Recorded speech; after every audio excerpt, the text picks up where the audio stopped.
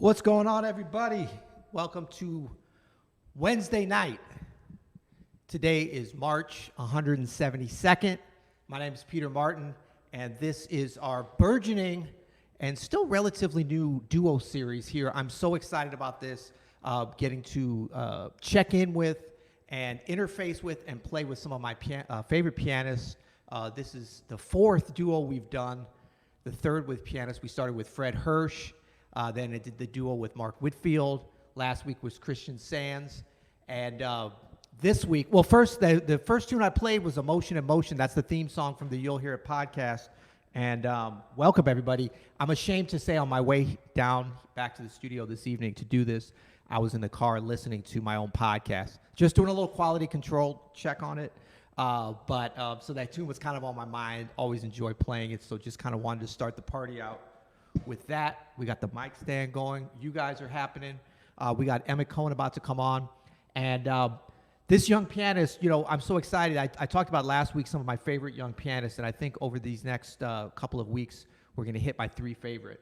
But none of them is in as high of esteem as this gentleman is tonight. I've known him since he was relatively young and known of his reputation. And he's just a fabulous pianist, and you're going to hear about that. But let me bring him on first, and then I'm going to tell you a little bit about him. Ladies and gentlemen, Mr. Emmett Cohen. Emmett, where you at? Where I'm at? I'm in Harlem, where I've been for 6 months. Nice to see you, Peter. Thanks for having me on your open studio show. I appreciate it. Oh, man. Yeah, I feel like it's like the piano variety hour, and it's so fun for me. I've been enjoying your live streams. We're going to talk about that. But thank you, likewise. Yeah, man, it's great to see you. And so I'll just tell folks, I think a lot of folks on here know who you are and are familiar with your work, but you came up in the New Jersey, in the New York area, but specifically Montclair, New Jersey, and you have a very special connection with several musicians that I do as well. And I know you're a Jazz House Kids alumni. You are University of Miami, the U graduate, correct? That's right. Manhattan School of Music. I read the bio, man, but I've also known you through all these periods, and it feels like it's just been the last few years. But you've also played with, many of the legends. I really respect that you seeked out, and they've seeked you out. You know, Ron Carter and George Coleman and Christian McBride. You know, you're part of his wonderful Tip City Trio project. But you've really in your few years. Well, actually, you're getting older. I don't know if it's the pandemic or what. But, you know, the years are going by. But you're still relatively young, and you know, you've accomplished a lot, and you're playing great. And so, welcome, Mr. Emmett Cohen. Woo! Thank you so much, Peter. I appreciate it, man. It's nice to be here, and it's cool to have known you over all those periods too. And when I first started having a trio in high school, maybe I was 16, 17 years old. I would be listening, checking your records, and copping your arrangements. Yeah. I mean, it's been 13 years, so I can't exactly remember it, but I know you know the one I'm talking about. I know you know the one I'm talking about. Yeah, people always play that. I was like, I don't remember it. You'd be so nice to come home to. It was one of my original favorites of yours. But it's been cool to know you over the years, and I play with Diane for the American Pianist Association. Maybe 4 years ago, and play one of your arrangements with her. So your musicianship has been kind of circling my orbit for a little while, and it's a pleasure to know you, man. Great stuff, man. Likewise. So I want to turn the mic over to you and the stage, and if you want to tell the folks what you're going to play, or you can tell them after, as however you want to do it. But you got it. Okay, I'm playing a little Harold Arlen. Beautiful.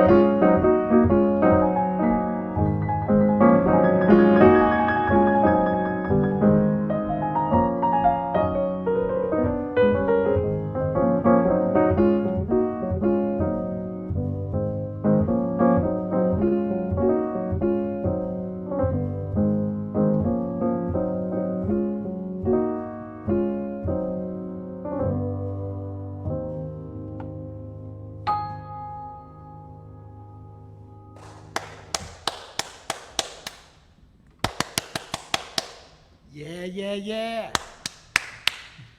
Beautiful. Yeah, Emmett. Thanks. Sleep is And that the Sleeping sty- Bee, right? Yeah, Sleeping Bee in the Oh, style man. of Maestro Tommy Flanagan. Oh, so great, so great. I love that you hit up that verse too. Oh yeah. that, that's avoided by a lot of pianists. I don't know why. It's great stuff. Well, great stuff. you know. So, okay, you know what I might do? I'm thinking I love kind of where you're going with that. I might do a little Duke Ellington because that Cool. might fit in with the Harold Arlen. And then we're gonna chat about. I got a lot of questions I want to ask you, but we're gonna get to all that. That piano sounds great. That's Thank an you. old Steinway, right? Yeah, Older? it's a 1917 refurbished though. Yeah, I can tell it's refurbished. It's got a great tone. Yeah, so they redid everything in it, but you know, funny story. I mean, I listened to your show last week with Christian Sands, and you guys talked about the piano for a little bit too long. So, we'll keep it brief. But I was on tour in Italy. We were looking around for piano. My father, who's probably watching this tonight, found something at an estate sale in Montclair, New Jersey, and we bought it without even playing it. And moved it up a 5-floor walk-up without even playing it, and it just super lucky that it was a nice piano. And sorry to all my folks at Yamaha. This is what's at the this is what's up on the 5-floor walk-up, so it's hard to replace. But I am a Yamaha artist. Full disclosure. Good stuff. Good stuff. Cool. All right. Well, I'm gonna do a little in a mellow tone, and we'll see where that goes, and then be thinking about what you want to do. We'll just keep this going. Cool.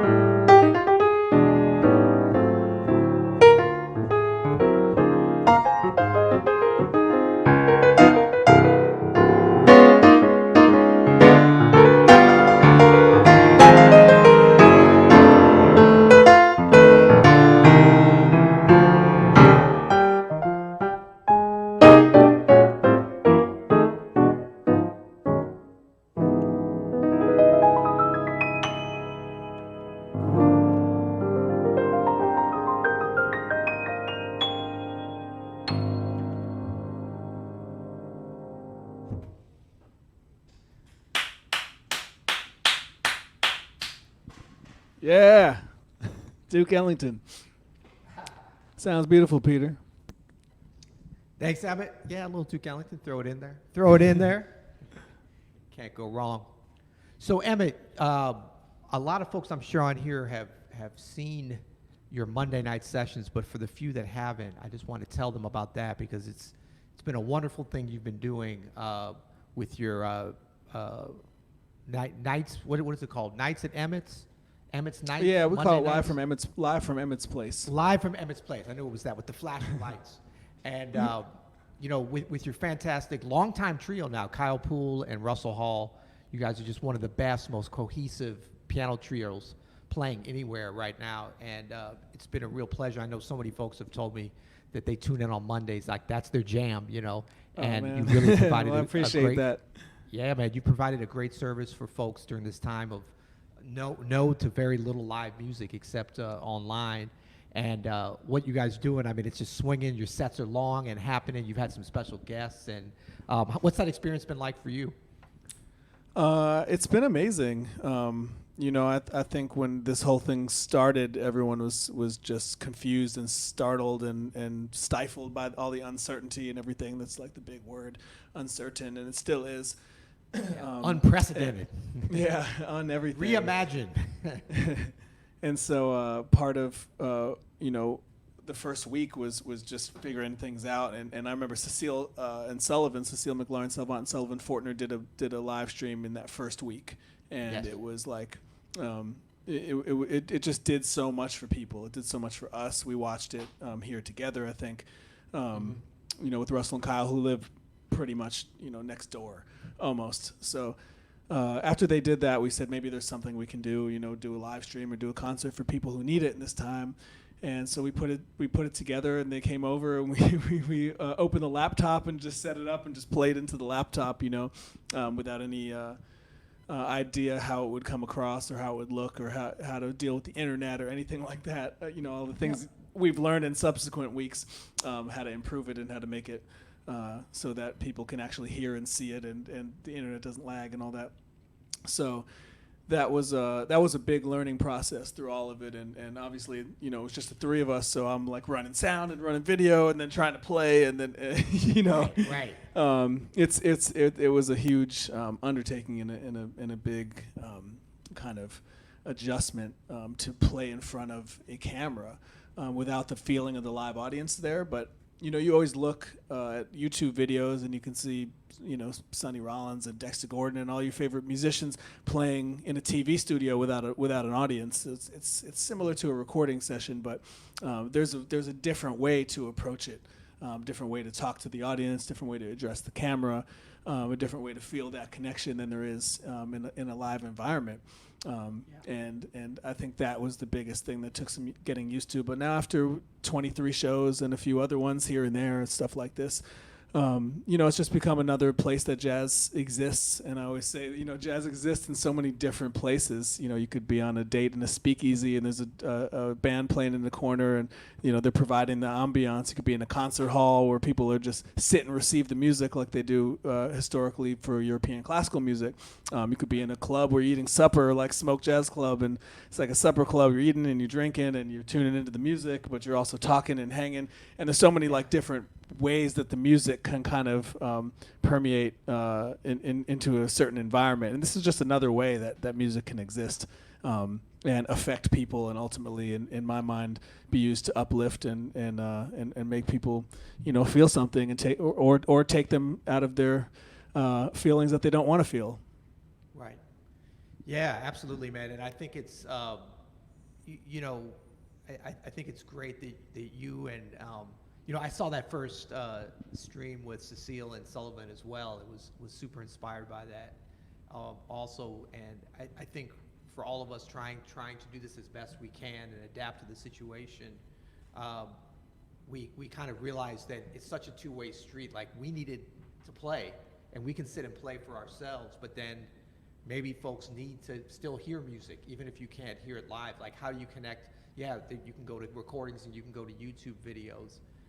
And I wasn't sure, so I mean, it was the same thing. I was like, well, let me try it and see. And it is weird at the beginning because there's nobody there. There are people there, but you don't know how to connect with them because we're used to that club atmosphere or a concert hall and feeling the energy of the people right there.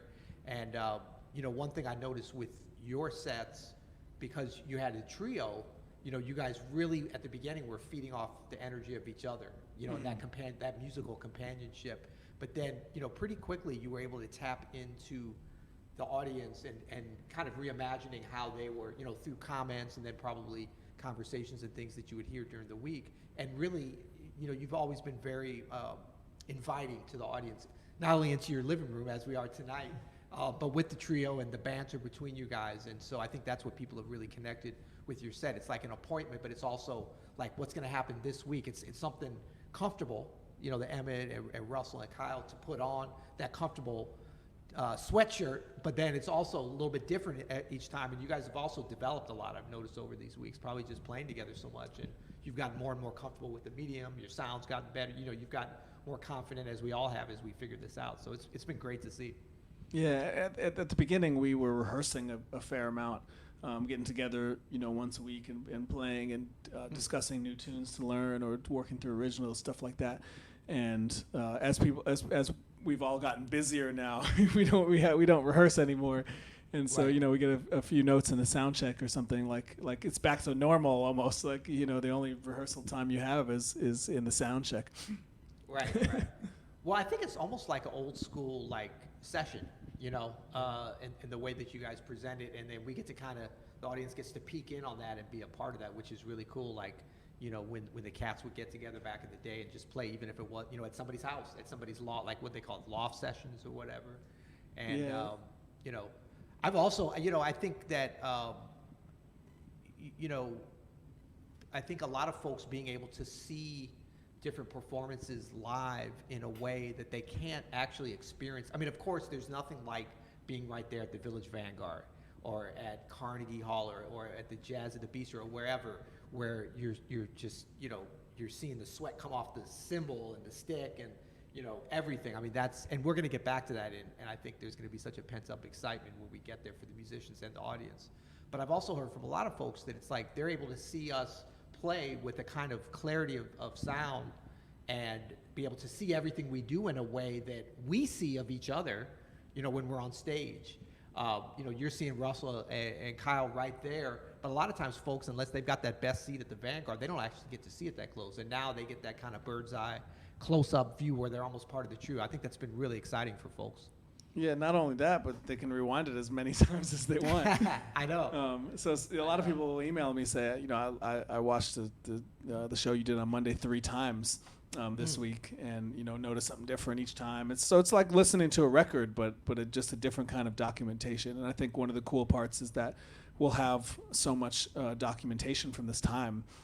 So will you. You've been doing those great solo piano concerts, and we'll have these kind of documents, and as the years go on, I think it'll be interesting to see how these are used and how these are looked at from the future. Right, we're gonna look back and be like, man, we didn't leave the house for 6 months. Look at it, we're in the same room, same piano, doing the same thing. But that's all right. Cool. Well, what you got next, man? What you want to do? Your turn. I'll play something by Willie the Lion Smith. Ooh, okay. I've gotten into a lot of the early pianists, and this is something he wrote called "Fading Star." Nice.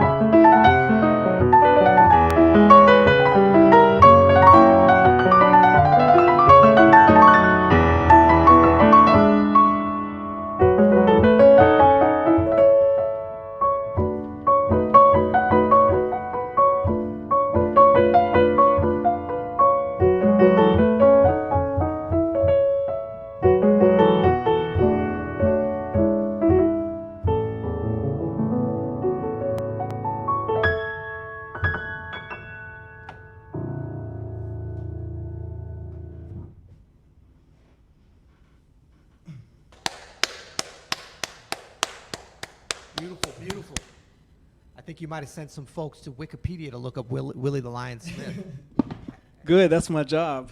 Yeah, That's my job. That's great stuff, man. Beautiful. Yeah. Those of you who don't know, he's one of the big three original early stride pianists. And the other two were Thomas Fats Waller and James P. Johnson.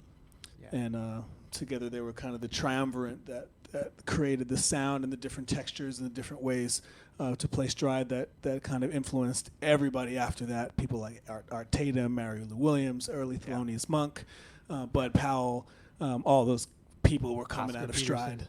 Yeah. Yeah, of course, Oscar. Yeah. He really like took a lot of elements from church. He took a lot of elements from classical piano, European classical music, Chopin, Debussy. I heard a little Debussy in that last piece. But he's been, he loved Chopin. He would play some of the etudes, kind of stride, kind of in the stride style. And I really connect with his personality too, because he's just got the derby hat on. He sits with his cigar at the piano and just plays and sings and entertains and is just kind of a character. Yeah. I love he also spoke Yiddish and was a cantor in Harlem, and he fought in World War One. Wow. He was just an incredible human being, and I think that all that stuff comes through in his music. Mm. I mean, and you're right there in the neighborhood too. That's such a special thing to kind of make that geographic connection, on the same. Yeah, it really is. I live on Edgecombe Avenue. It's the same avenue that Duke Ellington and the whole band lived on, maybe 10 blocks south of where that building was. But they lived up on 555 Edgecombe Avenue. Everybody in the band lived in that building. So it's kind of an amazing, just spiritual thing to be in Harlem, be surrounded by these streets. And Billie Holiday used to live on the corner down here, and Mary Lou Williams up the street on Convent.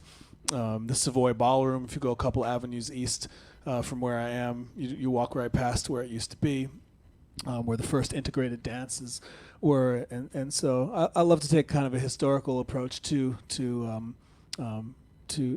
my practice and my spirituality concerning the music, especially in a time like this, where we're back to the intensity we were in the 1960s with the racial elements and the and the importance of activism and intellectualism in the music as well. Absolutely, and then kind of layered in there is that we actually have some time, perhaps, to learn more about this and study it, and not only the tradition of the music, but the tradition of activism within the music, which is a deep tradition that we don't talk about enough, but has always been, everybody from Max Roach to Louis Armstrong and of course Miles Davis. That's always been a big part of this music, and I think that you're seeing that, come back. I mean, it's never left, but it's something good for us to talk about. Yeah, and, it's deep. I was watching the Jazz Lincoln Center posted a video yesterday, or had a live stream with Charles McPherson. They were doing an interview, and he was talking about Mingus and Mingus's activism, and how he was 20 years old in the 1960s, and just surrounded by all of that energy, and surrounded by Charles Mingus, who would write these pieces called Fables of Faubus for Governor Faubus of Arkansas, and there's a long history of that stuff, whether or not it's direct or more indirect. Absolutely. Well, speaking of that too, I just want to let folks know that if you want to support what's happening here tonight, you can go to openstudio.live. That's like www.openstudio.live, and pick up a virtual ticket.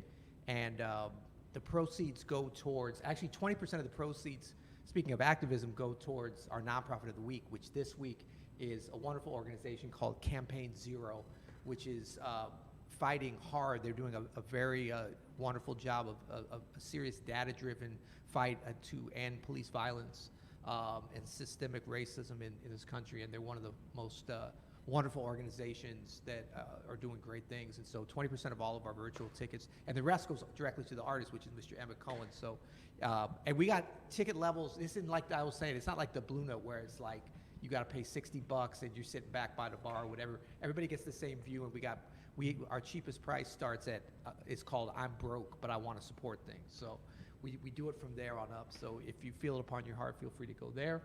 And you can also learn, there's a link on at openstudio.live to learn more about Campaign Zero and the wonderful work that they're doing.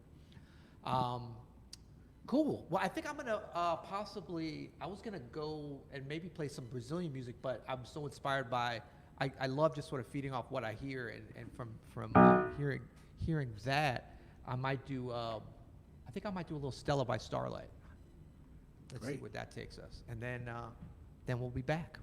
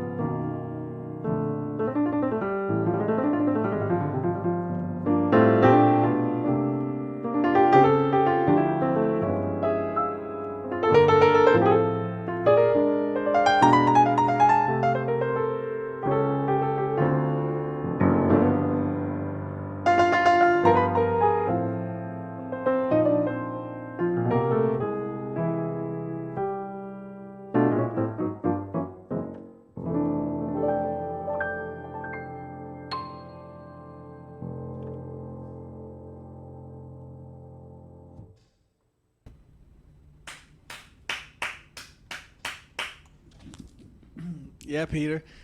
You don't hear that tune in that key that often. It sounded like real fresh to my ears in F major. Yeah, exactly. F for fresh. Exactly. F. I don't know if your mic's on, Peter. F for fresh maker. Yeah, there you go. Yeah, does Diane sing in that key or something like that? No, she actually. Where does she do it? She does it. No. I think she does in C. Yeah, you guys have a nice thing on that too. She does it in C. Although sometimes, like, she might be watching tonight. I'm gonna give away my secret. Like, I'll like change up. Like, I can tell, like, if her voice is feeling really strong, I'll like go like up a half step on some of these kinds of tunes, especially if it's more, because we'll do this sort of rubato, and like she knows, she'll kind of like turn and look, and I'm like, no, you got this, because it gives it that other kind of sound. But I think, F, I love where it lays on the piano. I mean, B flat, the original key is fantastic as well. But I've been enjoying kind of exploring different places, because it just forces me to play differently.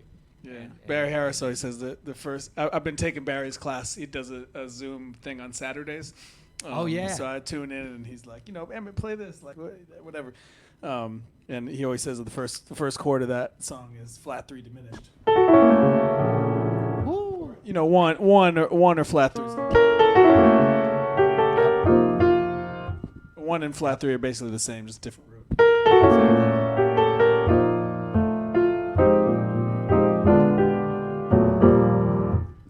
So I always Barry Harris is always absolutely correct. Yeah, someone said he probably has the most students ever of any jazz musician who ever lived. I know. I mean, actual students, virtual students, and then just people who have copped his stuff or followed his lead, and followed his philosophies and stuff. I mean, it's really incredible. Yeah, well, I mean, his philosophy is coming from Bud Powell, Thelonious Monk, and Charlie Parker. So, where can you go wrong with them three? Exactly. Cool. Well, what you feeling now? I'll play something by Charlie Parker. I mean, this is the centennial. You know what I mean? we just had his birthday a few days ago, but like I was saying the other night, I mean, he's such a larger than life force in this music and influence that we're celebrating it all year. Certainly this whole season for sure. Yeah, so I'll play a bird tune called Cheryl. Oh, nice. Blues. All right.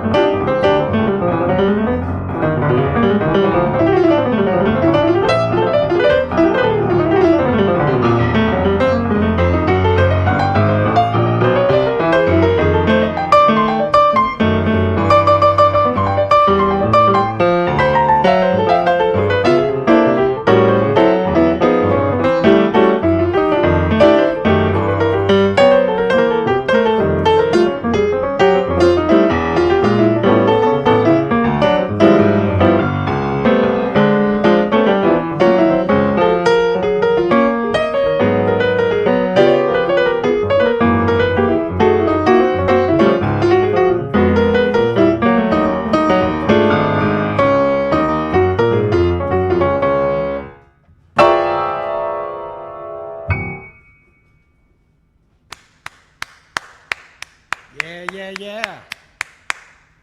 I hear that those Barry Harris Zoom classes paying off big time. Well, I've been studying Barry Harris since I started studying the piano, so I don't know if it's the Zoom classes, but it's just good to see him. You know, he's 90 years old and he's at the piano and he's, you know, just trying to impart everything he's ever learned and also figuring out new stuff in front of your eyes. Yeah, absolutely, man. Such a force and just a, you know, he's that combination of just super dogmatic and super loving for the music and for everybody that wants to learn the music that we need. I mean, I don't know who's going to replace that, if any. I mean, he's irreplaceable actually. So we're just going to have to take that information and that knowledge and that energy and try to pass that along. Definitely. Yeah. Definitely. Great stuff. So we had a bunch of questions. We're not going to have time to hit all of them because I wanted, you know, us to play some more music, which is our thing. But somebody asked, I'd love to hear a little from each about their practice routines, past and present, at least when they were just cutting their teeth on the piano. What you say about that, Emmett? Practice routines. I started playing classical piano since I was 3 years old. Suzuki method. So, you know, a lot of my early cutting my teeth was playing classical piano, preparing for concerts, learning concertos, that kind of stuff. So that's a big part. I largely left that after I stopped taking classical piano lessons every week at 18. But now I've kind of gotten a little bit back into it. Been playing some classical music again, especially with the you know, pandemic going on and everyone at home. I've had a lot more time to kind of sit and just explore, and you know, it takes really a routine of doing that every day.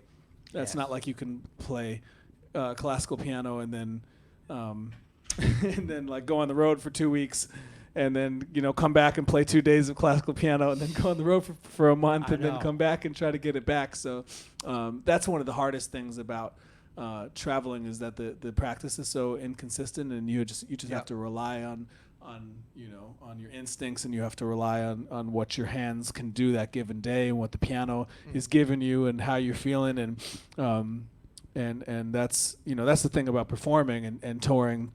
But practicing, I mean, just try to learn as many songs as possible. I always say, if you learn 100 songs, 500 songs, 1,000 songs, you'll learn everything you need to know. You'll learn how to play in all the keys. You'll learn how to play in you know, all styles. You'll you know, get a handle on composition, because you're learning all these great compositions. I don't mean just like American songbook tunes. I mean, you know, anything from Stevie Wonder to Michael Jackson to you know, to Willie Lyon Smith. You know, just learn stuff, and that's how I like to practice. Just learn something every day. And be working on a couple of different things all the time, and adding to your repertoire and expanding your repertoire. All the other stuff will fall into place if you do that. That's my advice. Oh, that's great stuff.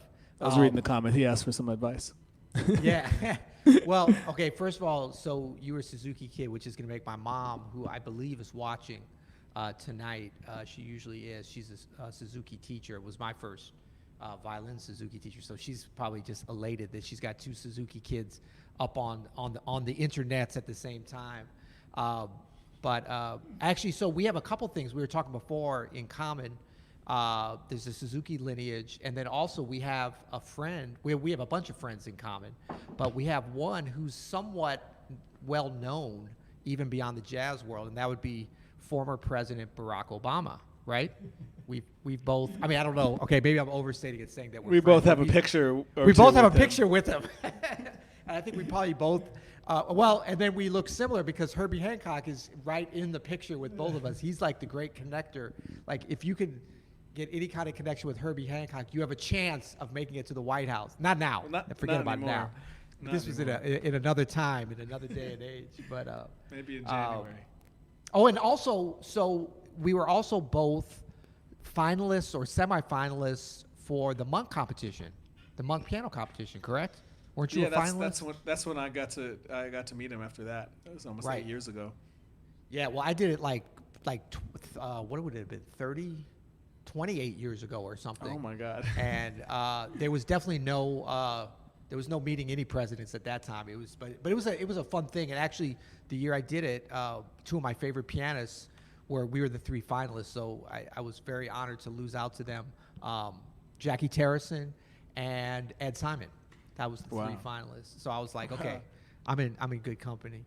That's pretty but yeah, cool. so we're both Thelonious Monk competition rejects, as it were. So that's something we can hang our hat on, you know. Cool. Well, I feel like I should do some. I should, and I want to do some Charlie Parker. I mean, you set the stage nicely with that, and it's been so much fun just diving into his music. We actually did a listening session last night of the Bird with Strings, and like for the first time in a long time, listened to that whole record from beginning to end, and it's wow, yeah, it's so. I mean, it's just what a great document. But maybe I'll do a little Donna Lee, and then or maybe I'll do Cherokee actually. Why don't I do Cherokee? Because I kind of rejected the tune Cherokee. I don't like Cherokee anymore because I always liked the tune and I liked the way Charlie Parker played over it. So I want to pull it back. It's a very culturally inappropriate tune. But when you're doing it without the lyrics, I think it's okay because we're just going to do the music and we're going to elevate it. But maybe after that we'll see if we can do a little something. Yeah, we got a couple minutes. Maybe we can think about something we could do together. Sounds good. New York. Why don't we just do Cherokee together? All right, let's do that. Dang, there we go. Okay, so I'll do something, and then I'll throw it to you, and we'll do it just like we rehearsed it just now. All right. All right, cool. Good, Peter.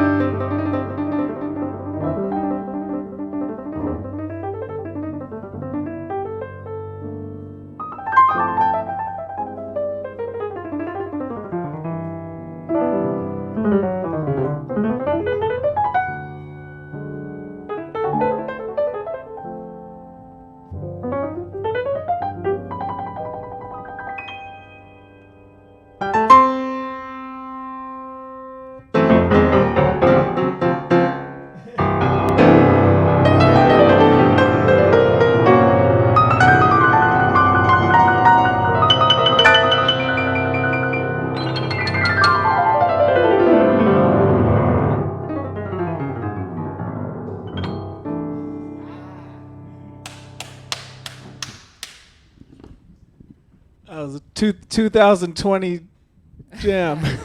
Pandemic jam session right there. That was awesome, man. That's the closest I've gotten to kind of making it happen in real time. I mean, Jacob Collier, who? We don't know who that guy is. We don't need him. What did he figure out?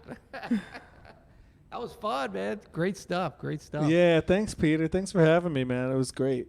You sound awesome as always, and it's a pleasure to kind of get to know you a little better on here and do it in front of your peeps and my peeps.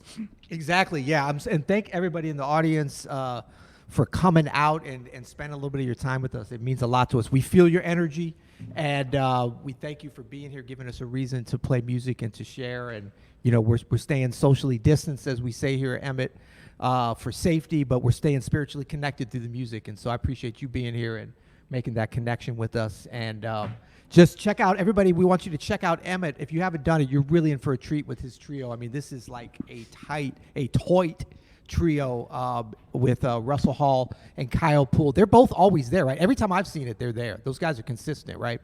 Yeah. Well, they don't have anything else to do. Yeah, nothing really going on. Russell missed 1 week. He was protesting. Okay. Yeah, he was leading a protest, and he missed one. So Yasushi Nakamura played. But we've been having some guests come in and different exciting little things. Yeah, and I think we have a link below to that. That's on Emmett's on your Facebook page, 7:30 Eastern on Mondays. That's a great tradition there. And also, you've got a nice membership kind of, well, we can't even say officially Patreon style, in the style of Patreon, but you kind of go beyond that, and it includes like some exclusive vinyl and some special tracks and everything. So we have a link below to that. Please, if you're interested in seeing more of Emmett and what he's doing, that is available. What's the name of that, the membership situation? It's called Emmett Cohen Exclusive. Emmett Cohen Exclusive. You heard it here exclusively. And so everyone gets, when CDs come out, you get them mailed right to your house. When vinyls come out, you get them mailed right to your doorstep. Cool. Some solo piano concerts like how we're doing tonight on Wednesday, Thursday night sometimes. Nice. And a bunch of other cool archive of stuff. So cool. It's been one of my pandemic projects. That's great. Link to that is below. And I can assure you guys, you might be thinking vinyl he's sending. I have seen photographs of Russell, Kyle, and Emmett disinfecting all the vinyl before they put it in the mail. This is clean vinyl. This is safe vinyl. This is Clorox vinyl, so you don't have to worry about anything. And then, if you enjoyed this tonight, please consider going to openstudio.live and picking up a virtual ticket that'll support the artists, support what we're doing here, and support our Nonprofit of the Week campaign 0. Emmett, thank you so much, man. Much love, peace, and health, and continued success to you. And we're going to see everybody on the next one. Same to you. Yeah, I'll see you on the Jazz Cruise 2022, right? That's the last time I saw you. Speaking of disinfected, we're gonna make sure that's disinfected. That was a close call in February. That's right. Yeah, we were there. Man, that feels like a lifetime ago. But we had some fun on the Jazz Cruise. It's gonna happen again. I don't know about this February, but it'll happen. Yeah, we're taking a year off. Well, we'll see. We'll see you all the next one, 22. That's right. That's right. All right. Thanks, Emmett. Thanks, everybody. We'll see you next time. Peter, thanks for having me, man. Awesome. Take care. Thanks, Emmett. Good night.